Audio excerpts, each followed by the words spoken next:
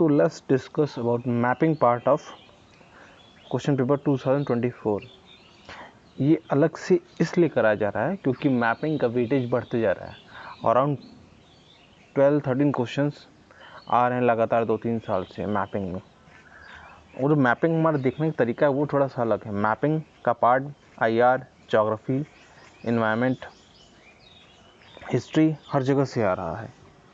ठीक है, तो आपको पहले एनालिसिस करनी पड़ेगी कि मैपिंग का क्वेश्चन किस टाइप का आ रहा है ताकि आप उसके लिए प्रिपेयर हो सकें और थोड़ा बहुत पढ़ सकें उसके लिए। तो अभी हम लोग सीधे सीधे डिस्कस करेंगे, एनालाइज करेंगे और देखेंगे मैपिंग क्वेश्चन को ताकि आगे आप पढ़ सकें इसको ढंग से। तो इसमें पहला जो मैपिंग का क्वेश्चन था, ये 2 largest cocoa producer in the world की बात हो रही है। ठीक है, अब इसमें बात है कि कौन हो सकता है। Algeria, Morocco. ये देखिए कोको जो है ना, इसमें ज्योग्राफी की नॉलेज काम आएगी आपकी। कोको जो है जनरली ट्रॉपिकल एरिया में मिलता है जहाँ पे ज़्यादा बारिश हो, तो ट्रॉपिकल रेन फॉरेस्ट एरिया में। अल्जीरिया, मोरक्को में नहीं मिल सकता। दूसरा है बोट्सवाना, नामीबिया। ये भी टेम्परेट एरिया है कि यहाँ पॉसिबिलिटी नहीं है। तीसरा है कोट डी आइवरी एंड घाना। ये है, वैसे यही आंसर है हमारा। बट सिर्फ हम आंसर की बात नहीं करेंगे, हम मैपिंग सीरीज़ में मैप के थ्रू देखेंगे और समझने की कोशिश करेंगे फ्यूचर में जो क्वेश्चन आएंगे। तो इस टाइप के क्वेश्चन और आते हैं, जैसे कोको की जगह कॉफ़ी पूछ लिया, टी पूछ लिया, शुगर पूछ लिया। ठीक है, ऐसे अलग अलग चीज़ें पूछ सकते हैं। तो आपको क्वेश्चन समझना किस टाइप की क्वेश्चन आ सकते हैं और इस बार किस टाइप के क्वेश्चन आएंगे 2025 में।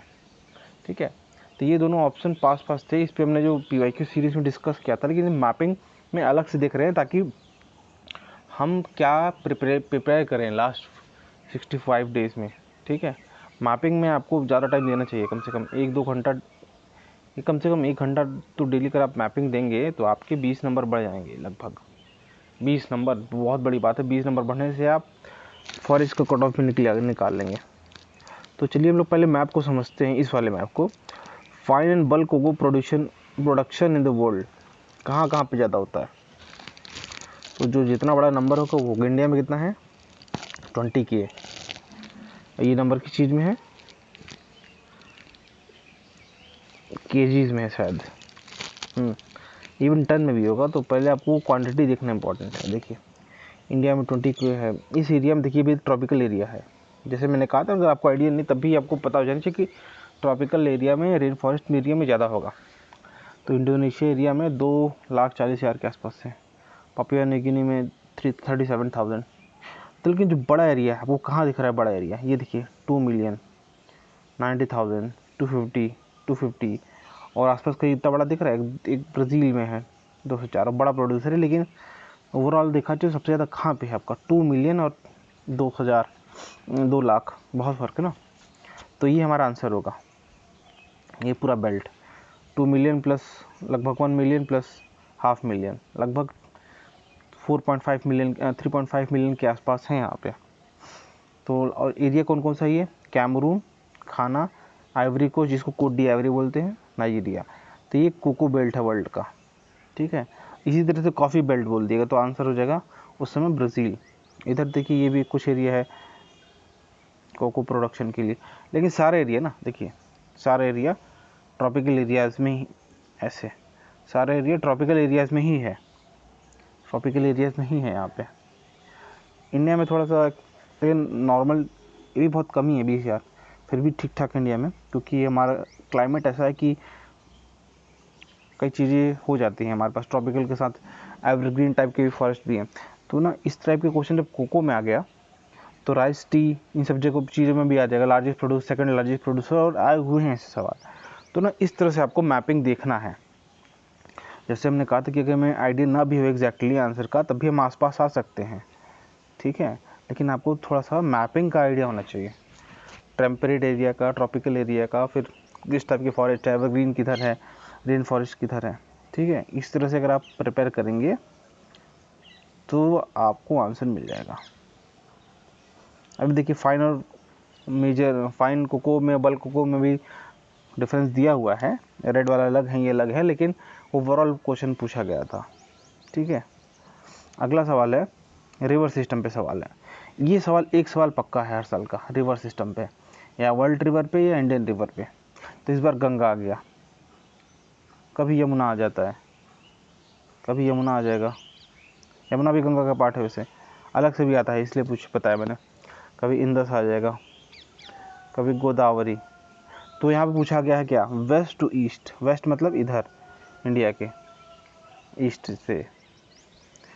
तो देखिए वैसे तो ये अगर आपने तैयारी की तो आसान है, लेकिन मैक्सिमम लोग मैपिंग को ऐसे नहीं देखते, रिवर में मैपिंग को रटने की कोशिश करोगे तो आप भूल जाओगे। मैप के थ्रू रिवर को ट्रेस करोगे तो आसान रहेगा। जैसे ये रही गंगा सिस्टम, तो गंगा निकल रही है यहाँ से, कहाँ से निकलती गंगा, गोमुख से निकलती है ना, गोमुख से निकलती है। कौन सा ग्लेशियर है, कौन सा ग्लेशियर है,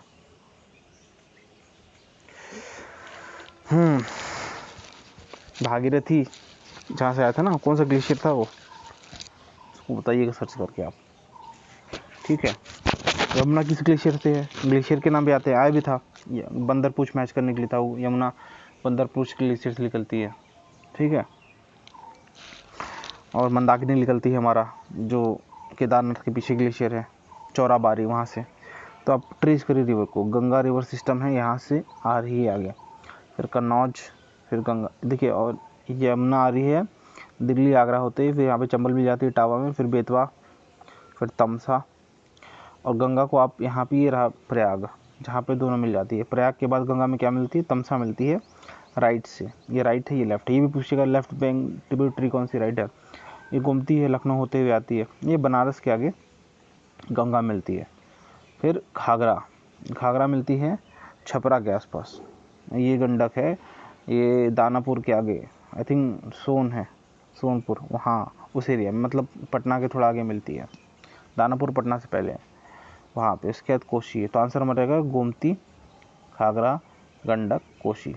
ठीक है, तो ये आंसर हो गया हमारा। इसमें आंसर क्या हो जाएगा फिर, गोमती, घाघरा, गंडक, कोशी। लेकिन सिर्फ आंसर की बात नहीं है, आपको रिवर सिस्टम समझना पड़ेगा, इसको कैसे चलना है हमें। आप रिवर के साथ चलते हो तो ये इधर लेफ्ट बैंक है, इधर राइट बैंक है। तो अगला सवाल ये भी होता है कि लेफ्ट बैंक कौन सी है, राइट बैंक कौन सी है।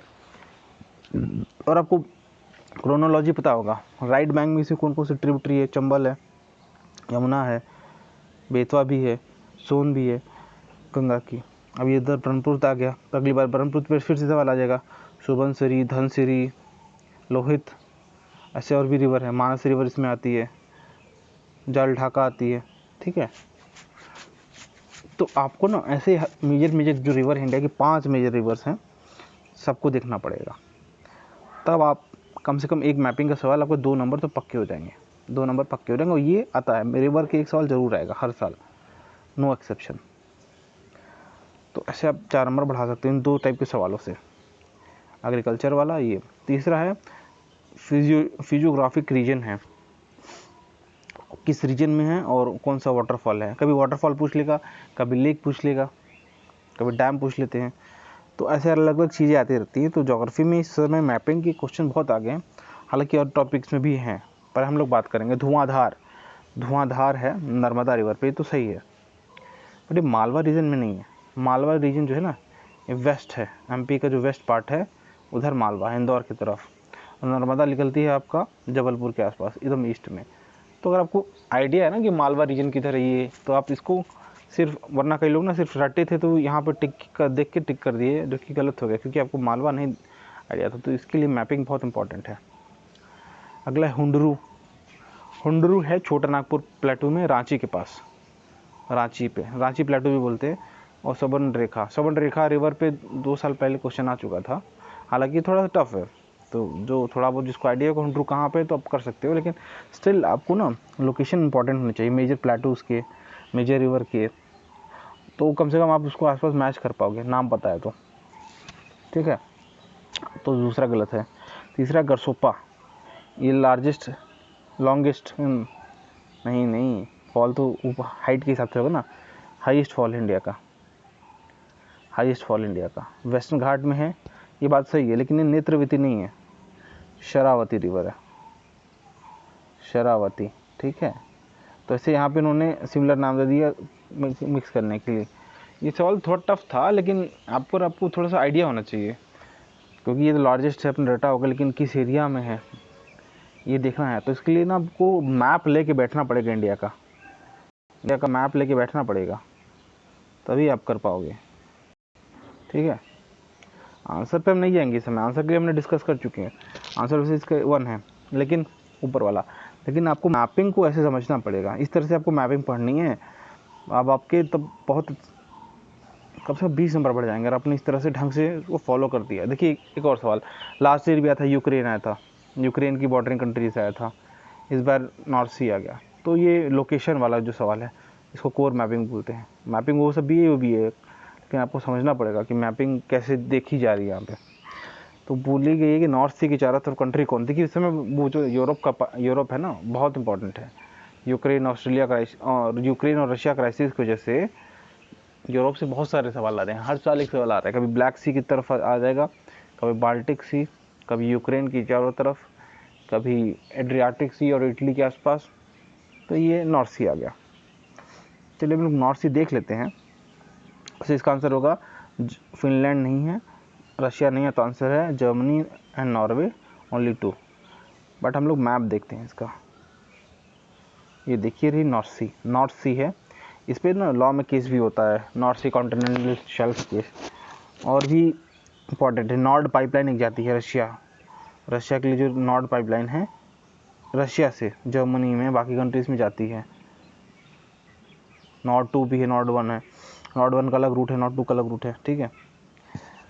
तो आपको समझना पड़ेगा, वो बहुत इसकी इंपॉर्टेंस थी नॉर्ड पाइपलाइन की। और जिस न्यूज़ में था वो काफ़ी टाइम से। क्यों? क्योंकि रशिया अपना जो प्रोडक्ट था, ऑयल एंड नेचुरल गैसेस, इसके थ्रू बेच रहा था, सप्लाई कर रहा था यूरोप में, और ये वॉर के वजह से इसको ही बंद करना पड़ा। नॉर्ड 1 तो बंद होकर यूक्रेन से जा रहा था, 2 में इशू आ रहे थे, इसलिए नॉर्थ सी पे इम्पोर्टेंट था ये एरिया।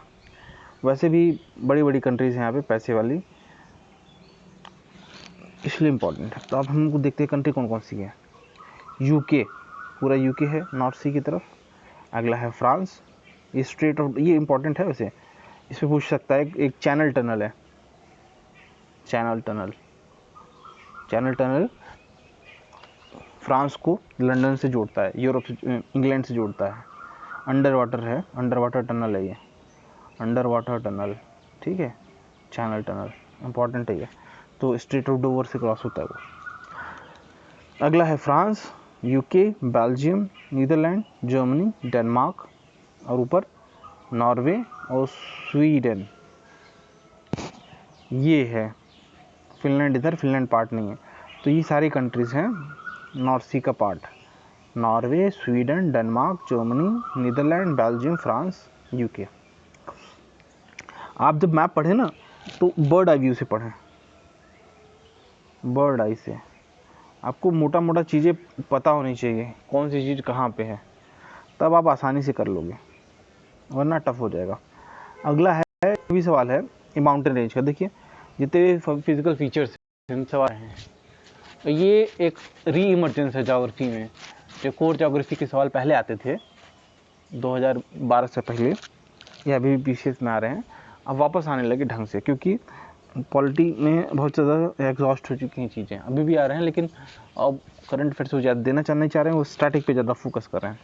तो जब स्टैटिक पे फोकस होगा तो इन सब टॉपिक से काफ़ी सवाल आएंगे, ठीक है। तो सेंट्रल एशिया, अब यहाँ पे हमको कैसे पकड़ना कैसे है, पहले माउंटेन पकड़िए सब्जेक्ट, फिर किस टाइप का माउंटेन है और किस टाइप का एरिया। तो इधर से नहीं चलना है आपको, वो बीच से चलना है। वोगस माउंटेन, ये फ्रांस में है। फोल्ड माउंटेन तो है नहीं, I think this is block mountain, तो मैचिंग वाला भी आता है ऐसे, लेकिन ये फ्रांस में है और ये सेंट्रल एशिया नहीं है, तो पहले तो गलत हो गया। दूसरा है यूरोप, एल्प्स को कहते हैं youngest mountain of the world, youngest mountain range है। और जो यंग माउंटेन होते हैं जनरली फोल्डिंग की वजह से ही बनते हैं, ठीक है। जब टेक्टोनिक प्लेट कोलाइड करती है तो वो इमरजेंस हो जाता है माउंटेन का, दिस इज़ फोल्डिंग। फॉल्ट क्या होता है, जब दो प्लेट दूर हो जाती हैं, फॉल्टिंग, ठीक है। तो ये फोल्ड माउंटेन है, नॉट ब्लॉक माउंटेन। तो ये भी गलत हो गया। और ऐसे देखा जाए ना, यूपीएससी अक्सर ये खेल खेलती है, मैच में अपोजिट वे रहता है। एल्प्स का फोल्ड है, वोगस का ब्लॉक है, लेकिन उल्टा दे दिया उन्होंने। आप ऐसी चीज़ों को थोड़ा सा ध्यान से देखेंगे ना तो बहुत सारे पैटर्न्स हैं यूपीएससी में। हमने पीवाईक्यू सीरीज में उसकी बात की, आप उसको देख लेंगे तो आपको समझ में आएगा। अगला है नॉर्थ अमेरिका, एपलाचिन माउंटेन्स। ये जो नॉर्थ जो ईस्टर्न साइड है ना, न्यूयॉर्क, वाशिंगटन, जो 13 कॉलोनी थी, उसके बाद एक माउंटेन रेंज थी, वो थी एपलाचिन माउंटेन्स, और ये फोल्ड माउंटेन, तो ये सही है। अगला है साउथ अमेरिका, एंडीज। ये भी फोल्ड माउंटेन है, longest mountain range of the world भी है। तो आंसर इसका है ये लिटो। बट हमें मैप से देखना है, ठीक है। तो आप मैप में बाकी चीज़ें भी हम देखेंगे, जैसे कि इंपॉर्टेंट माउंटेन रेंज जो हैं इस बार आ सकती हैं, मान लो तो क्या क्या हो सकती हैं। ब्रुक्स माउंटेन, ब्रुक्स माउंटेन कहाँ पे है, यहाँ पे है। यूकान, यूकान बेसिन यहाँ पे है, यूकान रिवर आ गया, यूकान बेसिन आ गया तो ये आ गया। बैरिंग सी ये है, चकची सी ये है। अभी लेकिन फिलहाल हम माउंटेन पे आएंगे तो माउंटेन की बात करते हैं। रॉकीज माउंटेन, ये है वेस्टर्न अमेरिका, नॉर्थ अमेरिका का।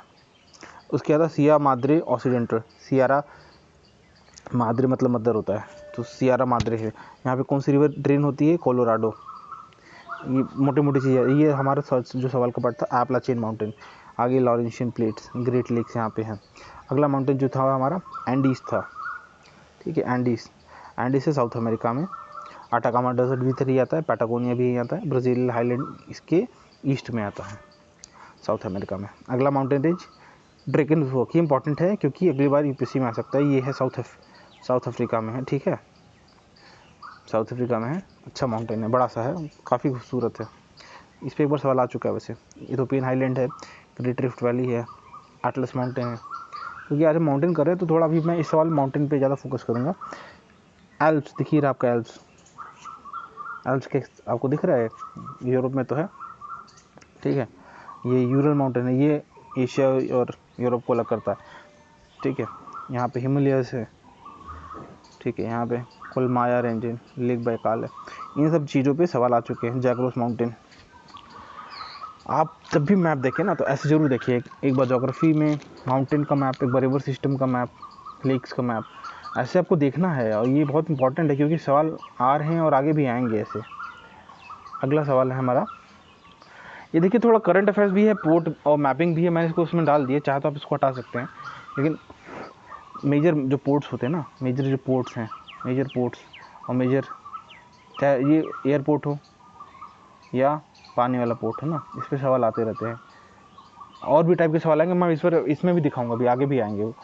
तो मेजर पोर्ट्स आते हैं, जैसे एंशिएंट पोर्ट आ गया, मॉडर्न पोर्ट आ गया, आर्टिफिशियल पोर्ट आ गया। तो पोर्ट्स इंपॉर्टेंट है किसी भी कंट्री के डेवलपमेंट के लिए, तो पोर्ट में आते हैं। अगर कोई भी पोर्ट न्यूज़ में है, इसलिए मैं बता रहा हूँ, कोई भी पोर्ट अगर न्यूज़ में है, नए पोर्ट, पुराने पोर्ट, बड़े पोर्ट, तो उसको ज़रूर पढ़ लीजिएगा। ये प्रोबेबल सवाल है। तो सवाल यहाँ पे था कि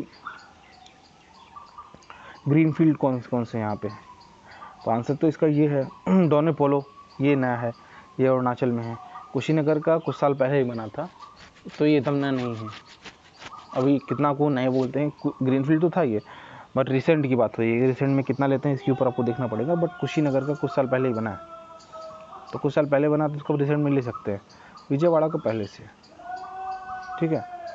आंसर इसका 1-2 हो जाएगा। लेकिन आपको ना इसमें समझना पड़ेगा कि सवाल किस एरिया से आ रहे हैं ज्योग्राफी की, मैपिंग की। हालांकि दूसरी जगह करंट अफेयर्स में भी कवर होगा, लेकिन ऐसे सवाल मिक्स होंगे। मैपिंग के सवाल मिक्स होते हैं, हर टॉपिक से आएंगे, करंट अफेयर्स से, इन्वायरमेंट से, ज्योग्राफी से, पॉलिटी से, इकोनॉमिक्स से भी आएंगे, ठीक है। IR से तो आते ही हैं। तो सिर्फ आप मैपिंग को ज्योग्राफी से बेसिस मत रखिएगा, हर जगह से जुड़ा है मैपिंग। जैसे सवाल ना आ चुका है, मतलब न्यूज़ में काफ़ी था, ब्राज़ाविले डिक्लेरेशन यहीं हुई थी, पीटलैंड के रिलेट। ये कार्बन स्टॉक होते हैं, कार्बन स्टॉक होते हैं, तो इन्वायरमेंट के पर्सपेक्टिव में था ये। तो ये बेसिकली आपका इन्वायरमेंट वाला मैप है। और भी आगे इन्वायरमेंट वाला मैप, तो इन्वायरमेंट वाला मैप है। पूछा है कि जो लार्जेस्ट ट्रॉपिकल, देखिए और भी पीटलैंड होंगे, हम दिखाएंगे, फिर ट्रॉपिकल पीटलैंड की बात की गई जहाँ पे कार्बन एमिशन का स्टोर होता है, ठीक है। तो ये आंसर है इसका, कॉन्गो बेसिन। कई जगह रियो डी प्लाटा बोले, लेकिन गलत है ये। ये रियो डी प्लाटा से कहाँ पे है ये है साउथ अमेरिका में उरुग्वे और पराना रिवर के कॉन्फ्लुएंस के बाद ये बनता है, जो बेसिन बनता है एस्चुअली उसको रियो डी प्लाटा बोलते हैं। कि कोरी कहाँ पे है, पपुआ न्यू गिनी में, अमेजोन सबको पता ही है। तो हम लोग देख लेते हैं इसका। वैसे ये ग्लोबल पीटलैंड मैप है।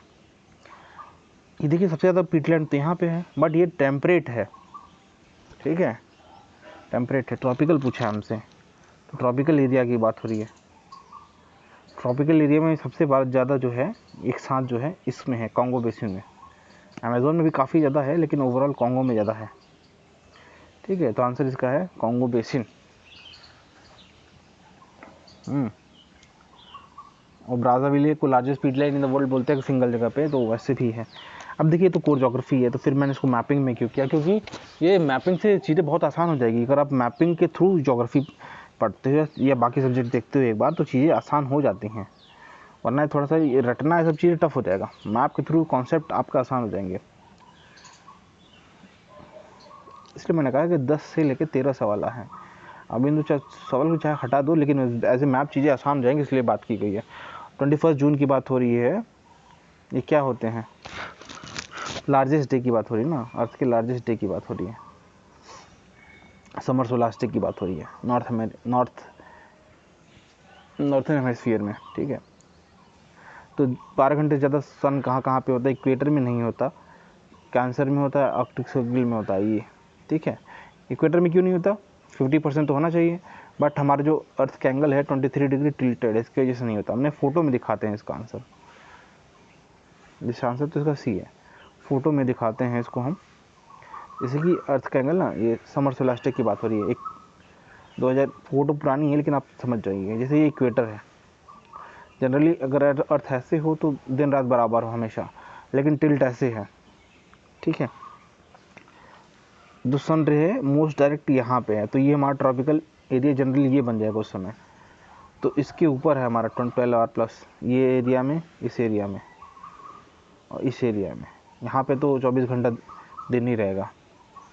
और इसके जो नीचे है ये ट्रॉपिकल जो है इक्वेटर, ये बन जाएगा ट्रॉपिकल इक्वेटर। मतलब आपको सन वाला इक्वेटर इंसोलेशन के हिसाब से 12 घंटे इसके ऊपर, इसके बराबर इसके ऊपर, इसके नीचे 12 घंटे से कम धूप रहेगी, ठीक है। इसको आप ऐसे कर सकते हैं, लेकिन आपको समझना पड़ेगा अर्थ के मैप को, ग्लोब को अच्छे समझना पड़ेगा कि एंगल का क्या सिग्निफिकेंस है। इससे आप ना विंड वाले सवाल है ना वो भी कर पाओगे, और इवन सीज़न वाले सवाल ना, कि एंगल टिल्ट हो रहा है तो गर्मी, जहाँ पे धूप ज़्यादा होगी, ज़्यादा टाइम तक होगी, वहाँ पे गर्मी ज़्यादा होगी। फिर वहाँ पे हीट की वजह से वैक्यूम क्रिएट होगा, फिर मानसून आती है, विंड्स आती हैं, बहुत सारा टेक्निकल चीज़ें जुड़ी हुई है मैप से। तो आपको मैप में कमांड है ना, तो ज्योग्राफी आपके लिए आसान हो जाएगा। इवन IR और इन्वायरमेंट भी आसान हो जाएगा, मैपिंग आपकी स्ट्रांग है तो मैप आप इग्नोर मत करिएगा। अगला सवाल देखिए बायोडाइवर्सिटी का। इसको मैपिंग में नहीं डालना चाहिए था, पर मैंने इसलिए डाला क्योंकि सवाल आ रहे हैं ना एरिया वाइज, कि जो एनिमल है किस एरिया में मिलता है, ठीक है। वैसे इसका भी आंसर है ना, कि आंसर हमारा इसमें से वैसे कोई सही नहीं है, डी आंसर है, सब गलत मैच है। लेकिन ना आंखों के सामने आंसर है, माडागास्कर में इंद्री मिलता है। एल्क एक रेंडियर की प्रजाति है, ये मिलता है DRC में। लेकिन आप एरिया देखिए, ये ब्राज़ील है, साउथ अमेरिका में दिया है, ये इंडोनेशिया एशिया में, ये माडागास्कर। तो 3 अलग अलग कॉन्टिनेंट हैं, उसके जानवरों की बात की गई। उसके जो बड़े बड़े जो ट्रेडिशनल जानवर हैं, लामाज हो गए, ये सब हो गए, इन पे सवाल आ रहे हैं। तो आप ना इस तरह से इसको देखिएगा। इससे लास्ट ईयर कंगारू पे आया था। तो ना UPSC का पैटर्न है, अगर आप मैपिंग ध्यान से देखोगे तो आप पैटर्न पकड़ पाओगे, लेकिन आपको बर्ड आई व्यू से बड़े लेवल पे देखना पड़ेगा, तब आप चीज़ों को समझ पाओगे। अगला आ रहा है, देखिए सवाल रिपीटेड है। इसमें 2 चीज़ें रिपीटेड थी, 2 चीज़ें नहीं थी। चंद्रकेतुगढ़ 2021 में आया था, टेराकोटा साइट की बात हो रही थी। बुरजहोम वाले एक सवाल में था, इसमें ये 2-3 बार आ चुका है नाम, बहुत इंपॉर्टेंट साइट है। तो अगर आपने पहले PYQs ढंग से किए हैं, साथ में मैप के साथ उसको देखा, तो आप ये चीज़ें कर सकोगे। पहले हम लोग आंसर पे आएंगे, फिर देखेंगे कौन सा सही नहीं है। चंद्रकेतुगढ़ उड़ीसा में नहीं है, वेस्ट बंगाल में है, तो ये तो गलत हो गया। लेकिन देखिए ट्रेडिंग पोर्ट टाउन बहुत इंपॉर्टेंट है। हर साल हर 2-3 साल में एक बार सवाल आता है एंशिएंट हिस्ट्री का पोर्ट टाउन पे, और लोग हिस्ट्री के सवाल अक्सर गलत कर देते हैं, लेकिन हिस्ट्री में भी मैपिंग है। ये बताने का तात्पर्य ये है कि हिस्ट्री में भी मैपिंग आ रही है, और बिना मैप के आप हिस्ट्री कर ही नहीं सकते। 2-3 सवाल जो टफ वाले हैं वो मैपिंग से ही होंगे। अगर आपकी मैपिंग स्ट्रांग है तो आप कर लोगे, वरना नहीं कर पाओगे। हिस्ट्री में तो ज़रूर है मैपिंग, एंशिएंट हिस्ट्री में खासकर, ठीक है। तो इम्पॉर्टेंट पोर्टिंग टाउन पे सवाल आता है, इम्पॉर्टेंट जो ट्रेडिंग पोर्ट हैं उन पे सवाल आता रहता है, या पोर्ट टाउन बोलते हैं। दूसरा इनाम गाँव, इनाम गाँव महाराष्ट्र में चालकोलिथिक साइट है, ये सही है। मंगाड़ू केरला में है, मेगालिथिक साइट है, ये भी सही है। अगला सलीहुंदम, ये आंध्रा में तो है, बट ये रॉक कट केव्स नहीं है। यहाँ पे बुद्धिस्ट क्या नाम है आपके, जो वो होते हैं ना मॉनेस्ट्रीज, वो मिले थे, लेकिन ये केव नहीं है। आंसर इसका है 2 और 3 ओनली।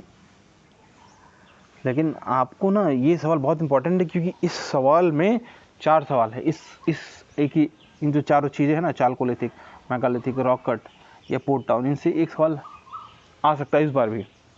तो इसलिए हम लोग इसको थोड़ा सा अच्छे से मैप से देखेंगे कि इम्पोर्टेंट जो चालकोलिथिक साइट है कौन कौन सी है। तो आपको ये देख लीजिएगा, सबसे वेस्ट में मेहरगढ़ है, ब्रह्मगिरी सबसे नीचे है, हलूर है, मस्की इंपॉर्टेंट है, इनाम गो, ये हमारा आंसर जो है, ठीक है। गलबल सासम है, पांडु है, चिरांद है, कोल्डिवा है, एरन है, एरन सतना के पास है। तो ये ना साइट इंपॉर्टेंट है, आपको उसको एक बार प्यार से देखना पड़ेगा। दईमाबाद, जोरवे वाला भी बहुत इंपॉर्टेंट है। जोरवे कल्चर कहाँ मिलता है, किस स्टेट में, एक चालकोलिथिक है, इस पर सवाल आ चुका है पहले भी। तो आपको ऐसे ही मैप देखने पड़ेंगे, ठीक है। अगला हम लोग जो, क्योंकि मेरे पास टाइम नहीं, मैं इसलिए मैं बताना चाह रहा हूँ कि कहाँ सवाल आ रहे हैं एनालिसिस की वजह से। इसको मैं एक अलग से, अगर आप चाहेंगे कमेंट करिएगा तो अलग से मैं पढ़ा दूंगा। तो एंशिएंट हिस्ट्री की मैपिंग है, एंशिएंट पोर्ट से देखिए, पोर्ट टाउन था तो एंशिएंट पोर्ट है, लोथल पे सवाल आ चुका है। बारी गाजा, ये भरगे कुछ है या भारुच बोलते हैं आजकल, सुपाड़ा, नाला सुपाड़ा कहाँ पे है, मुंबई में है, ये भी पोर्ट था फेमस। मछलीपट्टम ये पोर्ट था। ताम्रलिप्ति भी एक इम्पॉर्टेंट पोर्ट था, वेस्ट बंगाल वाला। मुचीरी ये भी आया है, क्वेश्चन आ चुका है, ये मुचीरी आया था, इसका दूसरा नाम मुजीरी से खोरखाई है। पुहार पे आ चुका है, पुहार 2023 में था, नहीं 24 में था, ठीक है। देख रहे हैं हम, ये सारे पोर्ट इतने इंपॉर्टेंट है, और पोर्ट इतना इंपॉर्टेंट सोर्स होता है हिस्ट्री का और ट्रेड का और कंट्री के डेवलपमेंट का, कि इस पे सवाल ज़रूर आते हैं। मॉडर्न पे भी आते हैं, मॉडर्न पोर्ट वाला भी सवाल था 2023 में। कामराज पोर्ट, बाकी पोर्ट कहाँ है, कौन सा बैच बड़ा है, कौन सा छोटा है। अब एंशिएंट साइट है, ये भी इंपॉर्टेंट है। एंशिएंट केव साइट की बात हो रही है, फिर केव साइट आएगा, फिर आ जाएगा अशोका का रॉक एडिक्ट आ गया, पिलर एडिक्ट आ गया। ये सब सवाल इंपॉर्टेंट है, क्योंकि हिस्ट्री दिखती यहाँ से, हिस्ट्री को आप जान पाएंगे इन सब जगहों से ना, तो इसलिए आ रहा है। जैसे बराबर केव कहाँ पे है, बिहार में है। उदयगिरी, खांडगिरी भी आ चुका है, कुंडुपल्ली आ चुका है, बदामी आ चुका है, इडक्कल, सीतानवत्सल, ये PYQs में है, ठीक है। बदिसा, कार्ले, कान्हेरी, पांडुलेनी, भीमबेटका, बहुत इंपॉर्टेंट है ये सारा चीज़। बाघ की वजन तालोरा, इनमें तो इन सारे केस में सवाल आ चुका है UPSC में, लगभग आधे में आ चुका है, बाकी स्टेट पीसीस में आ चुका है। तो देखिए कितना इंपॉर्टेंट है एंशिएंट मैपिंग, एंशिएंट हिस्ट्री की मैपिंग देखना। एक सवाल पक्का, 2 नंबर आपके पक्के हो जाएंगे सीधे, जो कि आप 100% छोड़ के जाते हैं। इतना टफ होता है कि 100% छोड़ के जाता है, लेकिन आप अगर इस तरह से मैपिंग करोगे तो वो सवाल नहीं छूटेंगे आपके, ठीक है। अब मेगालिथिक साइट है, बुरजाहोम, ये भी आ चुका है PYQ में। बुरजाहोम में पेट ड्वेलिंग थी, ठीक है। धनौरा यहाँ अमरावती पे आ गया, इसका दूसरा नाम था धान्य कटक, ये भी आ चुका है, ये भी आ चुका है। देखिए कितना आ चुका है। हम लोग मेगालिथ की बात कर रही हैं। आदिचनूर, मंगाड़ू, जो क्वेश्चन का था हमारा मैच करना, सीतानवत्सल, सनूर, ठीक है, हलूर, ब्रह्मगिरी, मस्की, जूना पानी, ताकल घाट, ये सब दिख दिया हुआ। तो इतना इंपॉर्टेंट है मैपिंग हमारे लिए। क्या ये करंट का पार्ट है, लेकिन आपको वर्ल्ड हेरिटेज साइट है ना, उनकी लोकेशंस पता होनी चाहिए इंडिया में कहाँ कहाँ पे हैं, ठीक है। आंसर इसका 1 और 3 हो जाएगा, लेकिन आपको पता होना चाहिए ना कि जो कल्चर वाला पार्ट है, कल्चर हिस्ट्री का ही पार्ट है और मैपिंग का ही पार्ट है, उसके बिना कंप्लीट नहीं होगा ना आपकी तैयारी पूरी ढंग से हो पाएगी। मैं इसे जल्दी पास करूँगा। Longest boundary between 2 countries in the world, Canada and USA he answer है। आपको और कहीं कन्फ्यूज़न हो पाता तो यहाँ तो नहीं होगा, क्योंकि इंडिया का लार्जेस्ट है बांग्लादेश के साथ। चिली और अर्जेंटीना का थोड़ा सा बड़ा है, यहाँ पे कई लोगों को कन्फ्यूज़न हुआ होगा, लेकिन वैसे कितनी बड़ी कंट्री है, कनाडा कितनी बड़ी कंट्री है, उनके बीच में एरिया देखिए, और दो जगह जुड़ा हुआ है। यहाँ पे बाउंड्री जुड़ी हुई है और यहाँ पे पूरा है लेंथ। तो ओवरऑल ये लेंथ बहुत ज़्यादा हो जाएगा, अगर आपको सीधे नापेंगे ना तो इतनी ज़्यादा हो जाएगी लेंथ, ये दोनों को जोड़ के लेंथ में। दूसरी बड़ी कंट्री है वो है चिली अर्जेंटीना, लेकिन यहाँ भी सिर्फ इतना है। और तीसरा जो था इंडिया चाइना, ये तो छोटा है ना। हमारा तो सबसे बड़ा जो बॉर्डर है वो तो पाकिस्तान के साथ है। ये तो आसान सवाल था, लेकिन आपको एरिया पता ही होना चाहिए कौन सी कंट्री बड़ी है। मैपिंग ध्यान से अगर आप करोगे तो इसको कर पाओगे। आपको पता होना चाहिए न्यूजीलैंड कहाँ पे है, ऑस्ट्रेलिया कहाँ पे है, Zambia, Zimbabwe, south Africa, Mexico. UPSC की तैयारी करें तो आइडिया भी होगा, लेकिन आप इस तरह से मैप देखोगे तो बेटर रहेगा। ये देखिए आईआर का सवाल है, मैपिंग से जुड़ा हुआ इसलिए है, मैपिंग से आपको फ़ायदा ही हो जाएगा अगर आप मैपिंग की नज़र से देखोगे। जैसे मान लो आपको सूडान की लोकेशन पता है, जब सूडान में इशू आएगा ना तो आस पड़ोसी में भी तो आएगा। अगर आपको पता है सूडान के नेबर्स कौन कौन से हैं, जो 2023 में सवाल था, विधि ये सवाल कि जो रिफ्यूजी हैं किस कंट्री में जा रहे कहाँ से, तो आपको सूडान का आइडिया है तो आपको आसपास का आइडिया होगा, तो उधर भी तो माइग्रेशन होगा ना। जैसे आपके पड़ोसी के घर में दिक्कत हो गई तो आपके यहाँ भी तो पीस भंग होगा, ज़्यादा शोर हो रहा है, ज़्यादा दिक्कत हो रही है तो इधर भी होगा ना। ये अर्जेंटीना तो वेनेजुला में इशू था ही, साउथ अमेरिका में। अर्जेंटीना हालांकि दूर है, लेकिन पूरे साउथ अमेरिका में इसमें दिक्कतें आ रही हैं, तो इकोनॉमिक क्राइसिस में यहाँ पे गूंज रहा था। हालांकि करंट अफेयर्स का भी पार्ट है ये, इसलिए इसको ऐसे बताया जा रहा है ताकि आप ध्यान से समझ सको कि टाइम कहाँ पे देना है, ध्यान कहाँ से देना है। देखिए सूडान पे 3-4 बार सवाल आ चुका है PYQ में। सूडान की जो लड़ाई है ख़त्म ही नहीं हो रही है। रेगुलर आर्मी, पैरामिलिट्री फोर्स है, उसके बीच में लड़ाई चली रही है, ये तो लोगों को पता है। और नाटो कंट्रीज़ कौन कौन से हैं को आप मैप में इसको देखिए, सिर्फ नाम मत देखिए, मैप में देखेंगे तो समझ में आएगा। इसमें छोड़ा नहीं है इसे, तो आंसर इसका 1 और 2 हो जाएगा। लेकिन आप पता होना चाहिए सूडान की चारों तरफ कंट्रीज़ कौन कौन से हैं, इजिप्ट की चारों तरफ से कौन कौन सी है। इथोपिया इंपॉर्टेंट है क्योंकि ग्रैंड रिनोसा डैम बना रहे हैं, वो सवाल इंपॉर्टेंट है, ये आ सकता है। ग्रैंड रिनोसा डैम जो है वो बना रही है, उसकी वजह से पानी जो है नाइल का कम हो जाएगा बहुत ज़्यादा, तो इशू आ जाएंगी जो डाउन स्ट्रीम वाली कंट्रीज़ में है, इसलिए इम्पॉर्टेंट है। तो इस तरह से अगर आप ये करेंगे ना, इस तरह से आप करेंगे ना मैप को, टाइम रहा तो मैं बाकी 4-5 सवाल के और एनालिसिस कर देंगे मैपिंग के हम लोग।